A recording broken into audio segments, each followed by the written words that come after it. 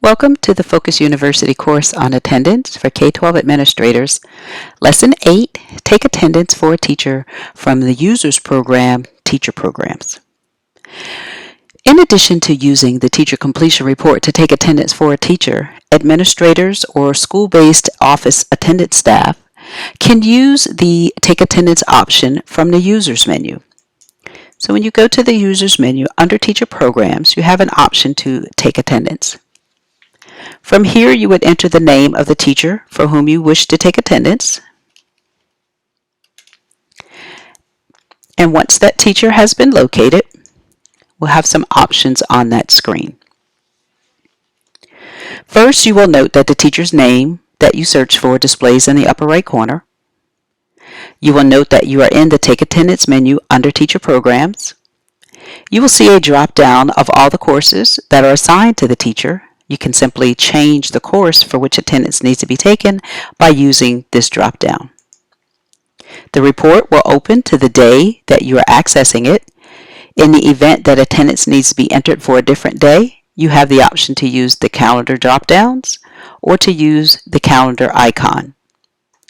If you change the date that you are entering attendance, you will need to click Go in order for the screen to update. Notice you have an option to take attendance from the list view, which this has defaulted to. You also have an option to use a seating chart. We will show both options in this video. However, in order to take attendance for a teacher from the seating chart, the teacher must have the seating chart set up. Note you have radio buttons across the top of the screen that match the attendance codes on the column headers. Office staff and administrators will only have access to the same codes that teachers have access when using the Take Attendance teacher program. For expediency, you could first mark all students present and then use the radio button options to deselect those students who are not present and assign them the applicable code. You could enter a code or a comment inside the comment field. And once you have entered attendance codes and/or comments for all students, click Save. You could continue to use the list view to take attendance for the remaining courses, or you could use the seating chart. So let's change courses and see how to take attendance using the seating chart. Note that this too defaults to the list view if that was the last view the teacher used. Let's click on Seating Chart. And when the seating chart opens, you will see that it displays the seating chart arrangement that the teacher has opted to set up. You can change the picture size if you need to. But here, note that you will click on Enter Attendance to make sure that it is grayed out so that you can use the attendance codes above each student's name to enter the attendance for those students.